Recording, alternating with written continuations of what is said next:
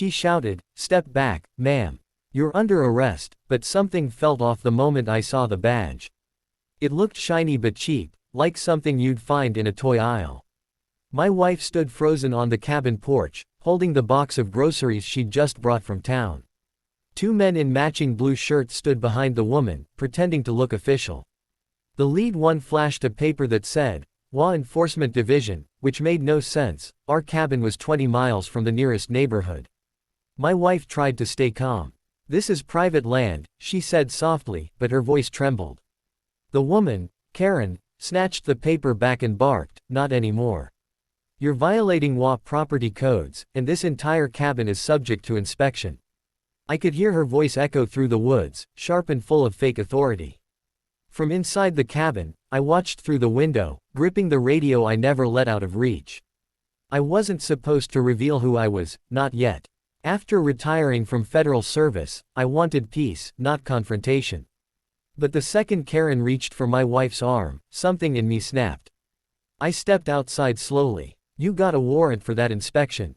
I asked. She turned, eyes wide for a moment, then smirked. "Sir, this doesn't concern you. We've already contacted local law enforcement. You're both trespassing on HOA protected land." Her words hit like a punch. HOA protected land. That was our cabin, bought outright and registered under federal deed.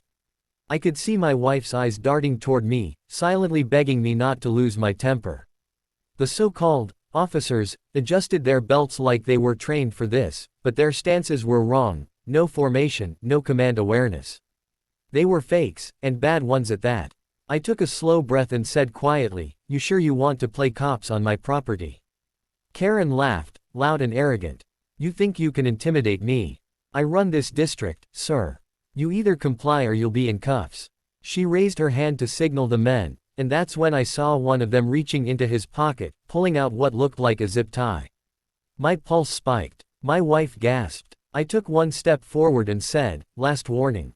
Put that down." The man hesitated. "We're just following orders, ma'am," he muttered to Karen. Karen glared at him. "Then do it." And that's when the faint sound of tires crunching gravel came from behind the trees. 3 black SUVs rolling in silently, no sirens, no noise, just power. Karen turned, confused. I didn't move. Her fake badge suddenly didn't look so shiny anymore. Who are you?" she stammered. I looked straight at her and said, "The man who commands the U.S. Marshals you just lied to." Her face went pale. Karen froze, eyes darting between me and the black SUVs pulling up behind her. The engines cut off at the same time, and a handful of real federal marshals stepped out, quiet and sharp, their presence alone enough to drain the color from her face. My wife just stood there, one hand pressed against her chest, trying to understand what was happening. Karen tried to recover, raising her voice again like it could still save her. "Wait, this isn't what it looks like. We had a complaint, a land violation." She stuttered, waving that fake paper in the air. One of the marshals took it from her, glanced at it once, then looked back at me with a single nod. It was all the confirmation I needed. I stepped closer, keeping my voice calm. "You forged federal documents. You impersonated law enforcement. And you stepped on my wife's property." She shook her head, stepping back, her sunglasses slipping down her nose. I didn't know this land was yours." She tried to explain. "The HOA told me it was abandoned. They said, HOA." I cut her off. "There's no HOA here. This is federal registered wilderness land. You didn't just mess with me, you trespassed on restricted territory." The man with her, the one holding the zip tie earlier, slowly raised his hands. "Look, we just got paid, okay?" She said it was a routine eviction. "We didn't know." Karen turned on him fast. "You liar. You were supposed to handle this quietly." My wife finally found her voice. "You came here pretending to arrest me.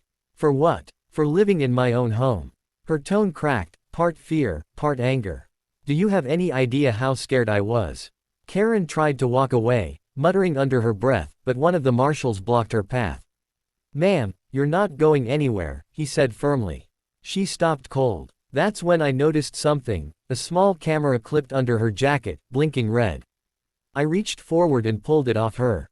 "Recording us?" I asked quietly. She looked away. "Just for documentation." I pressed the button and replayed the last 30 seconds, her yelling, ordering the men to arrest that woman. My wife's voice trembling. Then my voice warning her to stop. The evidence spoke louder than anything she could say. I handed the camera to the lead marshal. Get this logged. Karen's face fell. Please, she whispered. You can't arrest me. My husband's on the city council. He'll have you all fired. I stared at her for a moment, then said slowly, Ma'am, I don't take orders from councils. I command people who protect this country. The silence that followed was heavy. Even the birds in the trees seemed to pause. Then Karen did something no one expected. She dropped to her knees right there in the gravel, her fake badge still hanging from her neck, whispering, Please don't ruin my life. But it was too late for that. I stood there, watching her kneel in the dirt, her voice shaking as she begged for a way out. For a moment, I didn't say a word. My wife stood beside me, still holding that grocery bag, her eyes full of everything she hadn't said, fear, anger, disbelief. One of the marshals leaned closer and whispered, Sir, we can take it from here. But I lifted a hand slightly. Not yet. Karen looked up, mascara streaking down her face. Please, I didn't mean to scare anyone, she said. I was told you were squatters, that this land was under HOA dispute. I was just trying to enforce rules. I tilted my head, voice calm but low. Rules. You impersonated law enforcement, broke onto private land, and threatened my wife with arrest. Those aren't rules, ma'am, that's a felony. Her mouth opened, but no words came out. She looked around, desperate for someone to back her up, but her hired men were already leaning against a marshal's SUV, quiet, ashamed. One of them muttered, She paid us in cash. Said she owned the property. My wife stepped forward, her voice finally steady. You walked up our driveway with fake cops. You pointed at our home and called it yours. You think, sorry, fixes that. Karen blinked fast, like she wanted to cry again, but something changed in her eyes, a flicker of defiance. You think you're better than everyone because you've got badges and land, she snapped suddenly. People like you ruin neighborhoods. You hide behind your power. That made me pause. I stared at her for a moment, then said quietly, You have no idea what power is. Her words had triggered something deep. The years I'd spent protecting people like her, people who thought rules didn't apply to them, came flooding back. But I stayed calm. That's what separates authority from arrogance. I nodded toward the marshals. Search her vehicle. Within seconds, they opened the trunk of her white SUV. What they found made everyone stop. Dozens of printed, HOA violation notices, fake seals. Fake forms, all neatly stacked and labeled. A whole kit for intimidation. Karen's voice broke. Okay, that's not mine. Someone gave me those. I was just following orders. Whose orders? I asked. She hesitated too long. My gut told me she wasn't working alone. Talk, I said. She looked up at me, defeated. There's a group, she whispered. They target properties outside city limits, say they're reclaiming land for the community. They make people leave, then resell the homes. My wife gasped. So you scam people into losing their houses. Karen's silence was answer enough. One of the marshals stepped forward. Sir, this matches an open case, fake HOAs, staged evictions, across 3 states. I nodded slowly. Then we just found their field agent. Karen's lips trembled. You don't understand what they'll do if I talk. I looked at her one last time. You should have thought about that before pointing a fake gun at my wife. The marshals took her away. But as her SUV disappeared down the dirt road, I couldn't shake one thought. If this was just one branch of the operation, who was behind it all? That night, the woods around our cabin felt too quiet. The kind of quiet that doesn't come from peace, but from something waiting. My wife sat by the fireplace, trying to calm herself, though her hands still shook when she held her mug. I paced near the window, phone in hand, listening to the soft static from my secure line. They took her in, a marshal's voice came through. But she's not talking. Lawyer showed up within the hour, private, out of state. Looks expensive. I frowned. She mentioned a group. Can you trace that? Already working on it, sir. There's chatter about a real estate acquisition ring using fake HOAs to pressure homeowners. She's small time. There's someone above her. I hung up and stared out at the tree line. Somewhere out there, a branch snapped. My instincts kicked in instantly. Lights off, I said quietly. My wife obeyed without asking why. The cabin fell into darkness, lit only by the flickering fire. A few seconds later, headlights appeared at the far end of the dirt road, no engine noise, no sound. Whoever it was, they'd cut the engine and were rolling down slow. My chest tightened. Stay behind me, I said, stepping toward the door. The car stopped just outside the gate. Two silhouettes. One stepped out, holding a flashlight. Evening, sir, a voice called out smoothly. We're with the county. Just checking the property lines. County. At 10 p.m., I opened the door halfway, enough to see the emblem on the man's jacket, and my stomach dropped. It was the same fake logo from Karen's badge, just redesigned. My wife whispered, "It's them again." The man smiled faintly. "We understand there was a misunderstanding earlier today. We just need to confirm your deed papers. Quick check, nothing to worry about." I didn't answer. Instead, I quietly pressed the small switch under the porch railing, the hidden one wired to the outer sensors. A soft click echoed in the dark, and suddenly red laser dots appeared across the trees.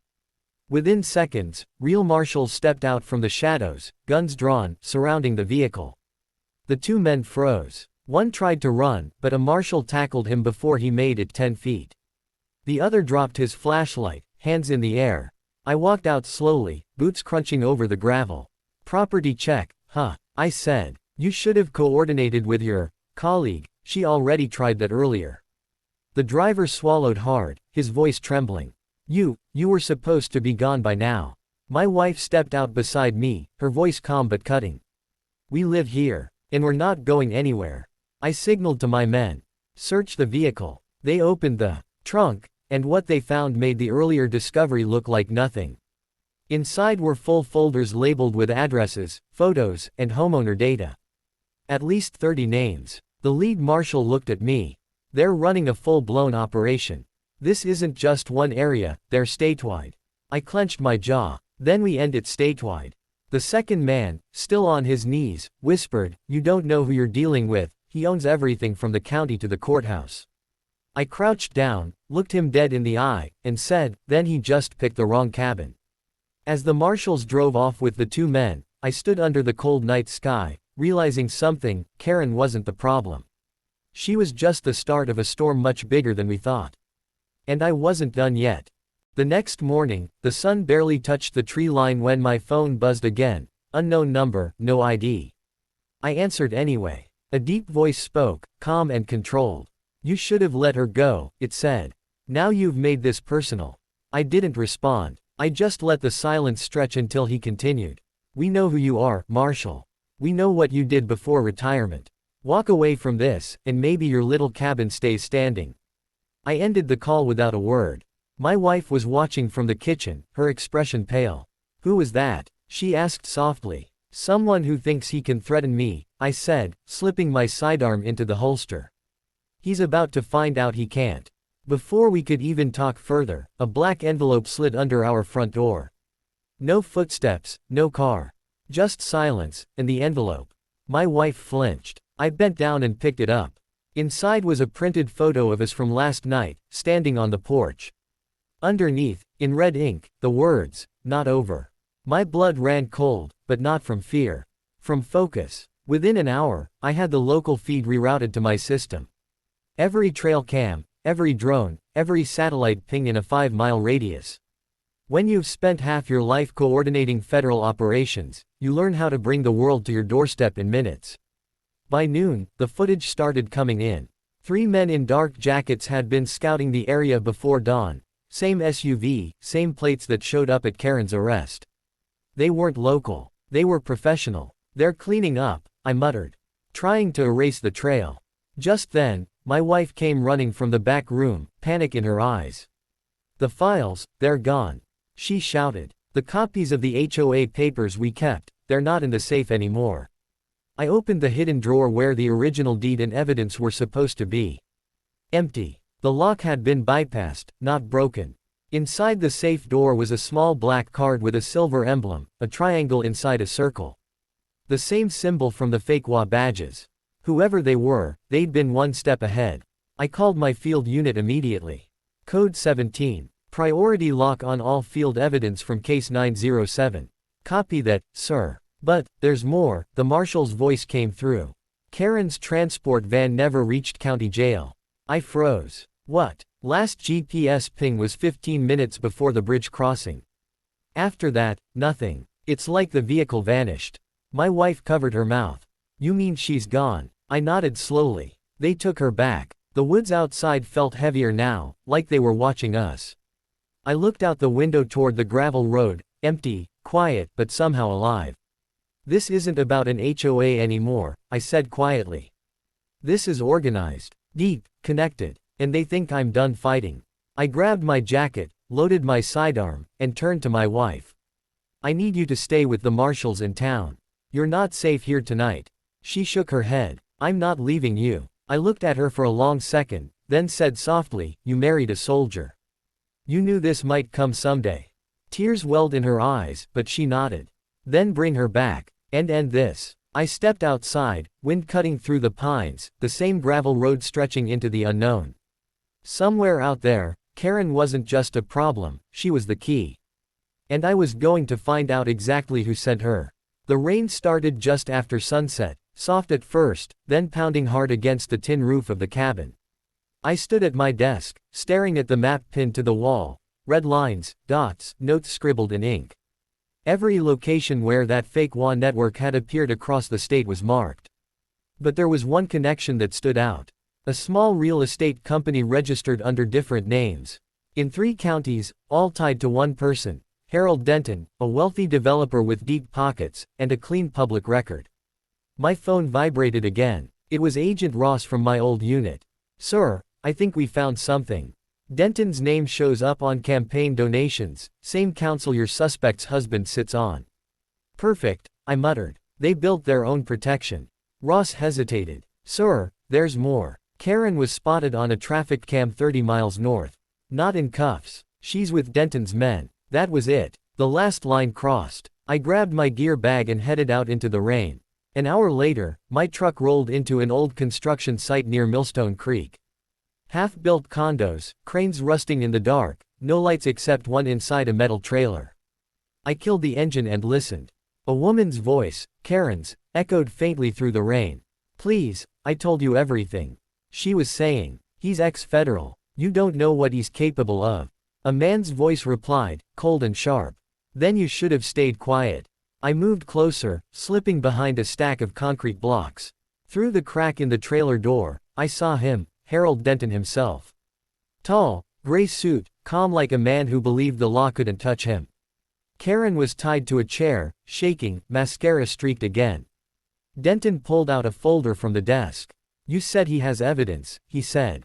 Where is it? Karen hesitated, then whispered, he keeps backups.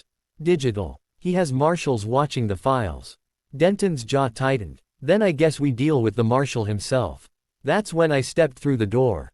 No need, I said quietly. They both turned. Karen's eyes widened with a sound that was half gasp, half relief.